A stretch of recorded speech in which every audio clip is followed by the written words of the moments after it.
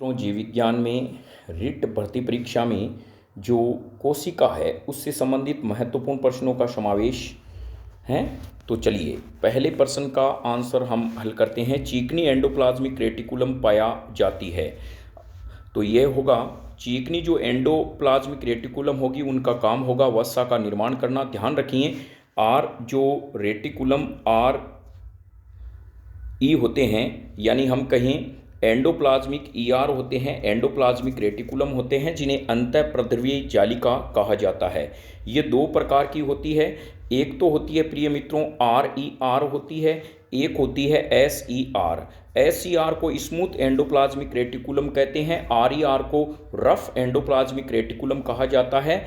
यानी यह जो स्मूथ का मतलब होता है चीकनी, यह इसीलिए होती है क्योंकि इनकी सतह पर राइबोसोम नहीं पाए जाते, तो इनका काम होता है वसा का संश्लेषण। जबकि आर ई आर होती है वो खुरदरी अंतःप्रद्रवीय जालिका होती है, इनकी सतह पर राइबोसोम पाए जाते हैं, इनका काम होता है प्रोटीन का संश्लेषण करना। तो आर ई आर खुरदरी अंतःप्रद्रवीय जालिका प्रोटीन का संश्लेषण करती है, जबकि एस ई आर चीकनी अंतःप्रद्रवीय जालिका स्टीरोइड का संश्लेषण करती है। नेक्स्ट है अंडाशय से मुक्त मानव अंडाणु में पाया जाता है, तो यहाँ पर विकल्प होगा हमारा एक अक्ष। और यदि कहें मानव शुक्राणु में तो ध्यान रखें एक्स व वाई दोनों पाए जाते हैं, जबकि मानव के अंडाणु में एक अक्ष होता है। और इनमें निषेचन जो होता है प्रिय मित्रों पूछा जाता है, निषेचन कहाँ पे होता है, तो मादा की अंडवाहिनी के मध्य भाग में। मानव का बात कर रहे हैं, मादा के अंडवाहिनी के मध्य भाग में होता है। अंडवाहिनी को फैलोपियन नलिका भी कहा जाता है। कौन सा कोशिकांग दोहरी झिल्ली द्वारा घिरा हुआ नहीं रहता, तो यहाँ पे विकल्प एक में है अंतःप्रद्रवीय जालिका, लवक, राइबोसोम, केंद्रक। तो यह जो राइबोसोम है वो दोहरी झिल्ली से घिरा हुआ कोशिकांग नहीं है, एक झिल्ली से घिरे हुए कोशिकांग होता है। अक्सर आजकल क्या है प्रश्न इन्हीं में से ही उठाए जाते हैं जो सीबीएसई या नीट के अंदर आते हैं, डायरेक्ट प्रश्न आते हैं। तो आप ऐसा जो सेकंड ग्रेड के एग्जाम दे के आए हैं तो ऐसे ही कुछ प्रश्न थे, तो उम्मीद करते हैं रिट में भी आपको ऐसे ही प्रश्न डायरेक्ट मिले। आदमी के ऑफस्प्रिंग में सेक्स का निर्धारण होता है, तो बिल्कुल यहाँ पर यह प्रश्न तो एकदम ईजी है, यह होता है पिता के सेक्स क्रोमोसोम से। नेक्स्ट है प्रिय मित्रों, मनुष्य में रंजकहीनता एक अप्रभावी लिंग संलग्न जीन के द्वारा होता है। अगर एक सामान्य मादा जिसका पिता वर्णांध था एक वर्णांध से विवाह करती है तो उनकी पुत्रियों में वर्णांधता का अनुपात क्या होगा। जब इनका हम रेशियो निकालते हैं तो 50-50 रेशियो आता है, तो यहाँ पे 3 यानी विकल्प के अनुसार हो जाएगा हमारा यहाँ पर 1/2। एक बालक हीमोफीलिया से ग्रसित है जबकि उसका जुड़वा भाई सामान्य है, निम्न में से कौन सी सूचना सही है। तो यहाँ पर यह जो विकल्प हैं ये लेब असिस्टेंट में डायरेक्ट प्रश्न आया था, इनकी माता विषम युग्मजी होती है। नेक्स्ट प्रश्न है प्रेरित ओपेरोन संकल्पना में जीन का एक नियामक जीन उत्पन्न करती है। यदि जीन में से प्रश्न आए और प्रेरित ओपेरोन संकल्पना नहीं आए, ये कोई बात हो नहीं सकती, तो इसका आंसर हो जाएगा निपमक। एक विषम युग्मजी ए कैपिटल में है, बी और फिर सी स्मॉल में है। इनटू का मतलब होता है प्रिय मित्रों संकरण। ध्यान रखा कभी प्रश्न में पूछा जा सकता है कि इस गुणा का अर्थ क्या होता है, इसका होता है संकरण। ए बी सी में क्रॉस अप्रभावी संयुग्मित संतानों का भाग होगा। यदि अगर सभी जीन स्वतंत्र पृथक होते हैं तो ये विकल्प के अनुसार हमारा होगा 1/16। इनको आप अपनी नोटबुक में भी उतारते रहें, ये डायरेक्ट पर्सन कंसेप्ट के आधार पे आते हैं। एक्सओ प्रावस्था होती है टर्नर सिंड्रोम की होती है। नेक्स्ट है प्रिय मित्रों ध्यान रखें क्लाइफेल्डर सिंड्रोम जब आगे रोग आएगा गुणसूत्रों में तो इसमें एक अक्ष गुणसूत्र अलग होता है।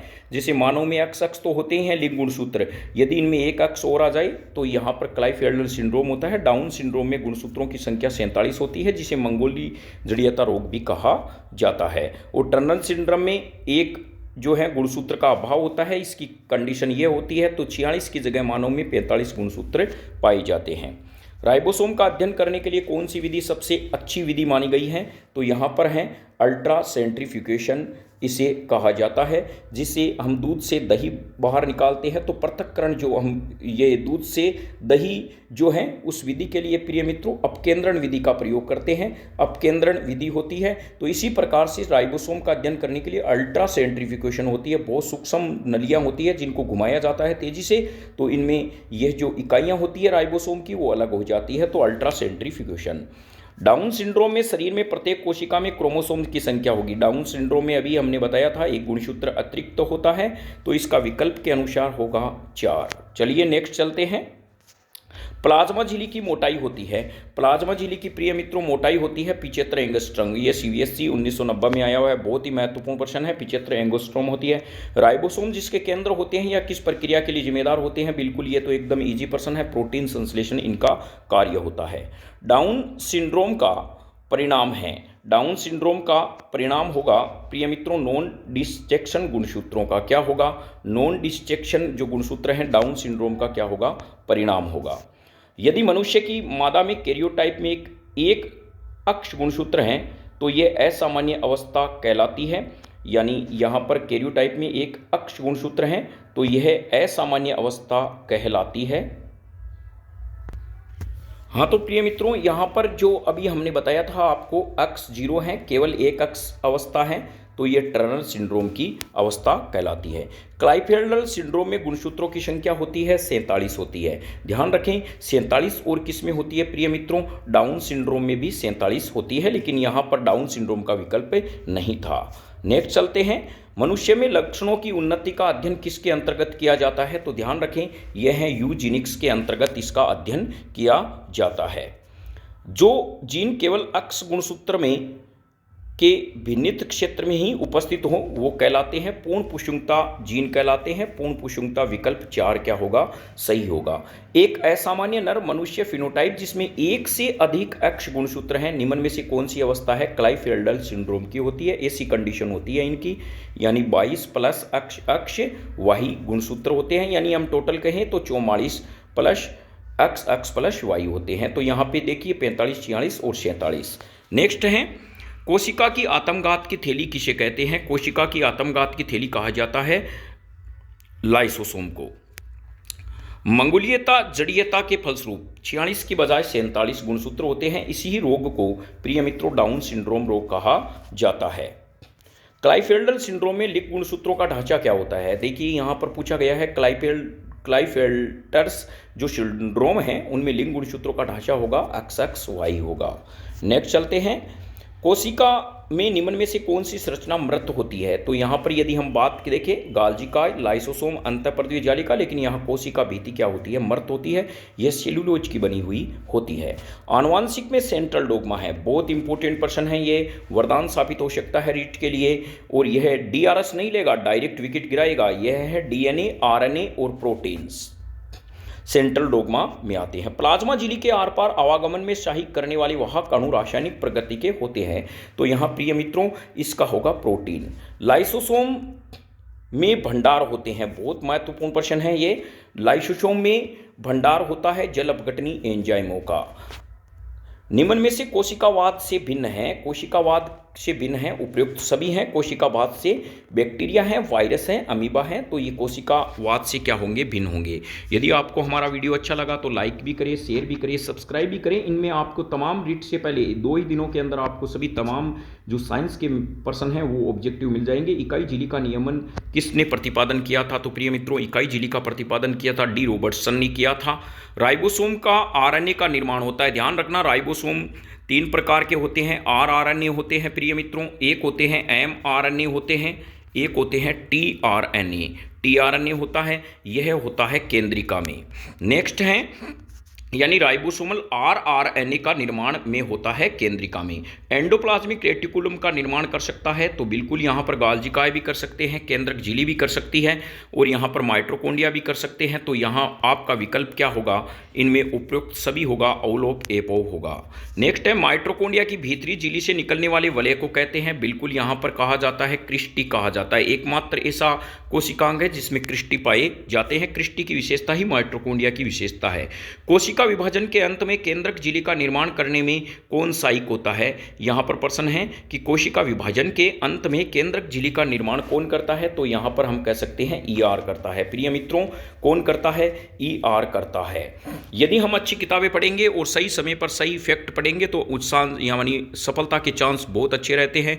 ध्यान रखें इस समय आप ज़्यादा से ज़्यादा ऑब्जेक्टिव सोल्व करते हैं तो आपकी कंसेप्ट और थ्योरी पूरी क्लियर हो जाती है। गोल्जिकाय में पाई जाने वाली संरचना का नाम है, बिल्कुल यहाँ पर गोल्जिकाय में पाए जाते हैं? Cisternae, vesicles, tubules, all of above यह सभी पाए जाते हैं। नेक्स्ट है राइबोसोम की उप इकाइयों के सहयोग के लिए आवश्यक है। जब राइबोसोम की दो उप इकाइयां जुड़ती हैं तो इसके लिए मैग्नीशियम प्लस प्लस आवश्यक होता है। हाइड्रोलाइटिक एंजाइम युक्त कोशिकांग है जिसमें जल अपघटनी एंजाइम पाए जाते हैं। देखिए यहाँ पे हैं हाइड्रोलाइटिक एंजाइम युक्त, तो वो हैं लाइसोसोम। कौन है? लाइसोसोम है।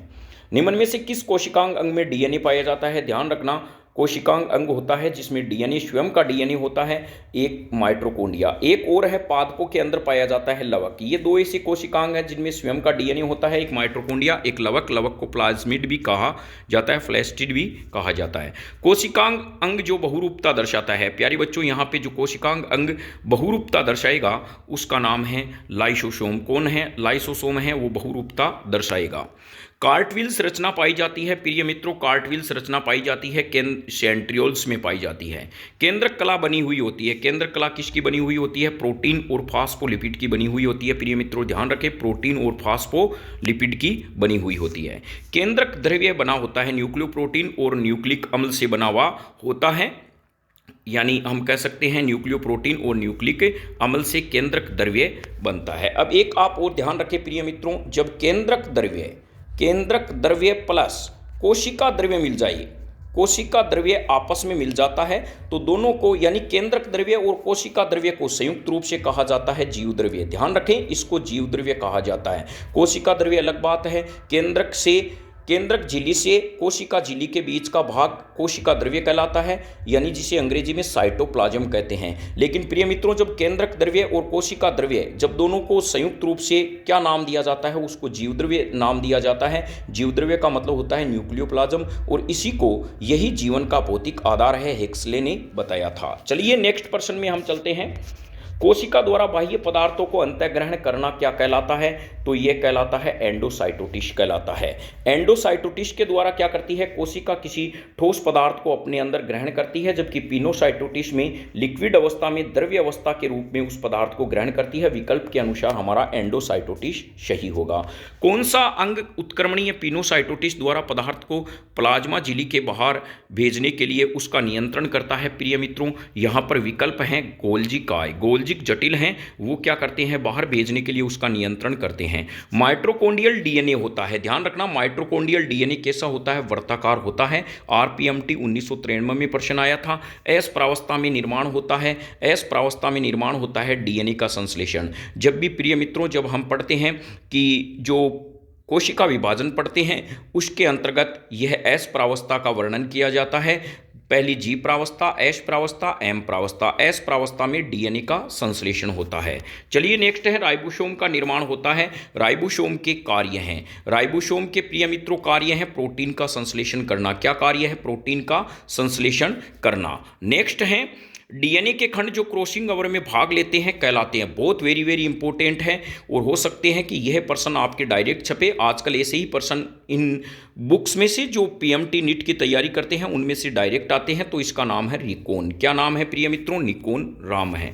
एडवर्ड सिंड्रोम, पटाउ सिंड्रोम और डाउन सिंड्रोम का मुख्य कारण है। तो प्रिय मित्रों यहाँ पर मुख्य कारण क्या हो जाएगा?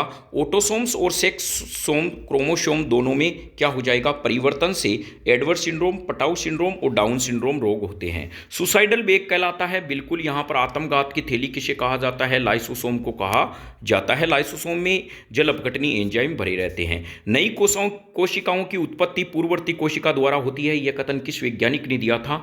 यह कथन दिया था प्रिय मित्रों रुडोल्फ विर्चोव ने दिया था, रुडोल्फ विर्चोव ने।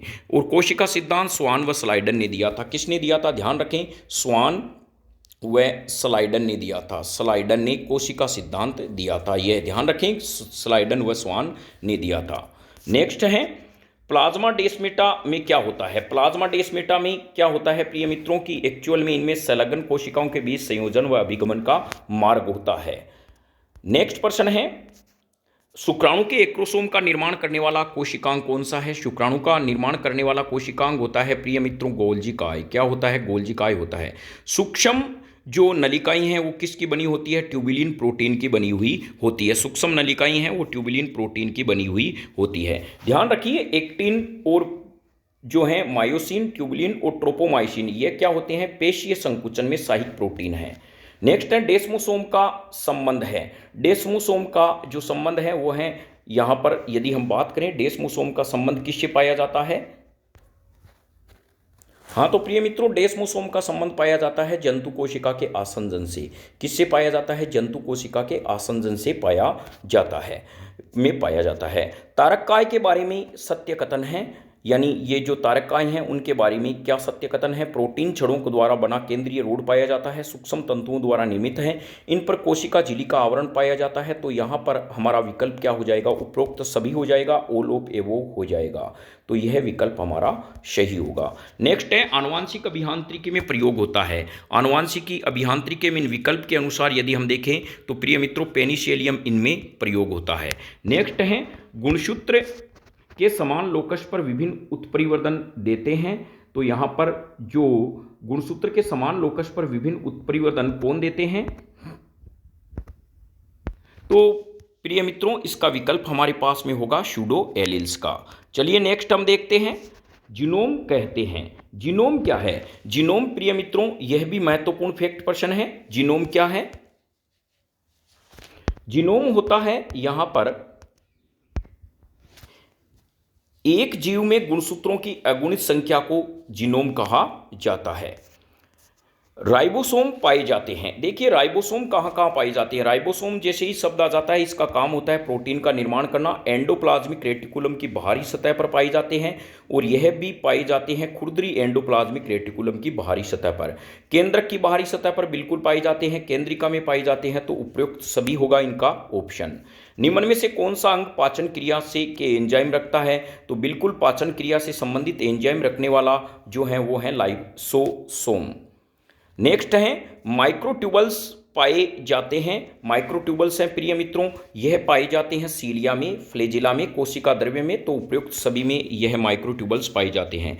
गाल्जिकाई स्त्रावण वेसिकल्स के अतिरिक्त निम्न में से कौन सा कार्य से संबंधित हैं? तो ध्यान रखें प्रिय मित्रों, गाल्जिकाई जो होती है वो क्या करती है? स्त्रावण के अतिरिक्त वेसिकल्स, स्त्रावण के वेसिकल्स के अतिरिक्त लाइसोसोम का निर्माण भी करती है। यानी लाइसोसोम का निर्माण गाल्जिकाई से ही होता है और गाल्जिकाई हैं वो शुक्राणु के अग्रभाग का निर्माण भी करती है। मनुष्य के असंचेचित अंडाणु में होता है केवल होता है एक अक्ष गुणसूत्र होता है। क्या होता है प्रिय मित्रों?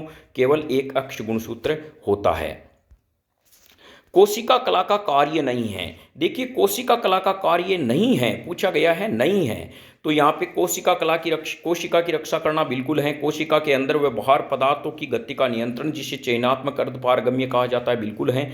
कोशिका कला की रक्षा व आकृति देना बिल्कुल है। लेकिन कुछ रसायन का स्त्रावण करना ये कोशिका कला का कार्य नहीं है। यह बहुत ही महत्वपूर्ण प्रश्न है। जीवाणु में श्वसन होता है प्रिय मित्रों, जीवाणुओं में श्वसन होता है मीसोसोम पे। मैंने ही कुछ ऐसी पुस्तक पढ़ी थी जिससे आरपीएससी की सेकंड ग्रेड में प्रिय मित्रों आपके सहयोग और आशीर्वाद से मैंने 76 रैंक प्राप्त की थी। तो मैं उम्मीद करता हूं आपको भी घर बैठे अच्छी रैंक प्राप्त हो। तो चलिए, आपने अभी तक इस चैनल को सब्सक्राइब नहीं किया है तो सब्सक्राइब करें जिससे समय समय पर आपको और भी वीडियो मिलते रहें। कोशिका का पावर हाउस कहलाता है, कोशिका का पावर हाउस प्रिय मित्रों कहलाता है माइटोकॉन्ड्रिया। मानव में ऑटोसोम्स की कुल संख्या होती है तो हम कह सकते हैं 23 जोड़ी हैं वो होती है। कितनी होती है प्रिय मित्रों? 23 जोड़ी हैं ऑटोसोम्स की कुल संख्या होती है। यहां पर प्रिय मित्रों थोड़ा सा ध्यान रखना, सॉरी, इसमें क्या है कि मानव में ऑटोसोम्स की कुल संख्या होती है 22 जोड़ी होती है। यानी क्रोमोसोम की बात करें, यदि क्रोमोसोम की बात करें, क्रोमोसोम को गुणसूत्र कहते हैं, तब 23 जोड़ी आएंगे। और लिंग गुणसूत्र जो होते हैं वो 1 जोड़ी होते हैं। ये लिंग गुणसूत्र के बारे में पूछा गया है तो ऑटोसोम्स में 22 जोड़ी होते हैं, 23 जोड़ी मत कर देना। तो चलिए नेक्स्ट है प्रश्न के अंदर हम देखें राइबोसोम बने होते हैं। राइबोसोम प्रिय मित्रों बने हुए होते हैं, ये आरएनए और प्रोटीन से राइबोसोम बनते हैं। नेक्स्ट प्रश्न है पक्षमाभ की संरचना व्यवस्थित होती है। पक्षमाभ की संरचना जो व्यवस्थित होती है 9 डबलेट होते हैं और 2 हैं, वो इस प्रकार से इनकी संरचना होती है। किस रोग में मनुष्य में अतिरिक्त अक्ष गुणसूत्र होता है? वापस ये प्रश्न रिपीट हो गया तो हो सकता है रिट में यह आ जाए, क्लाइफेल्टर सिंड्रोम होता है। नेक्स्ट यदि हम देखें प्रश्नों में तो सेंट्रोमियर की आवश्यकता है के लिए, यानी सेंट्रोमियर की आवश्यकता होती है, किसके लिए होती है? ये सेंट्रोमियर गुणसूत्रों के पृथक्करण के लिए आवश्यकता होती है। नेक्स्ट प्रश्न के अंदर देखें विकल्प में, यदि लाल रुधिर कणिका को आशीत जल में रख दिया जाए तो क्या होगा, तो यहाँ पर फूल यानी फूलकर फट जाएगी। ध्यान रखें प्रिय मित्रों, यह प्रासरण की प्रक्रिया के फलस्वरूप होता है। यदि मैं लाल रुधिर कणिका को अधिक सांद्र वाले नमक में रख देता हूँ तो इसमें लाल रुधिर कणिकाओं में से पूरा का पूरा पदार्थ बाहर निकल जाता है, यह सिकुड़ जाती है, जिसे क्रिएशन कहा जाता है, क्रिएशन कहा जाता है। एक एक्रोसेंट्रिक गुणसूत्र में सेंट्रोमियर स्थित होते हैं। एक्रोसेंट्रिक में जो हैं वो सेंट्रोमियर स्थित होते हैं प्रिय मित्रों, वो होते हैं अंतस्थ स्थिति में होते हैं। मानव में मानसिक हीनता किसके कारण होती है, मानव में जो मानसिक हीनता है वो होती है यानी अतिवृद्धि के यानी एक अतिरिक्त अक्ष गुणसूत्र के कारण होती है। नेक्स्ट है माइटोकॉन्ड्रिया में क्रिस्टी स्थल होते हैं। ध्यान रखिए बहुत ही महत्वपूर्ण प्रश्न है, सीबीएसई 1994 में यह प्रश्न आया हुआ था। तो हम ये कह सकते हैं फ्लेवोप्रोटीन का फास्फोराइलीकरण, इसमें माइटोकॉन्ड्रिया में क्रिस्टी स्थल होते हैं। निम्न में से कौन से अंग केंद्रक के समीप स्थित हैं तथा झिल्ली परिबद्ध सिस्टीन का संग्रहण करते हैं, तो विकल्प में हमारा आंसर हो जाएगा प्रिय मित्रों गाल्जिकाय। तो मैं उम्मीद करता हूँ आपको आज का वीडियो कैसा लगा। ऐसे ही वीडियो आपको ऑब्जेक्टिव टाइप जल्द मिलते रहेंगे। आप चैनल को बस सब्सक्राइब करें जिससे न्यू नोटिफिकेशन मिले। ध्यान रखें कोई जरूरी नहीं हम सफलता के द्वार पर पहुंचकर यदि 1-2 नंबर पीछे भी रह जाते हैं तो आने वाले दिनों में भी अच्छी तैयारी से हम टॉप रैंक कर निकलेंगे। और ये उम्मीद करते हैं न्यू कॉन्सेप्ट क्लासेज की तरफ से आपको हार्दिक शुभकामनाएं और अच्छी दुआएं कि आप इस रिट भर्ती परीक्षा में अच्छे मार्क्स से निकलें और अच्छी रैंक के साथ निकलें और अध्यापक बनकर अपने विद्यालय में सेवाएं दें। जय हिंद, वंदे मातरम।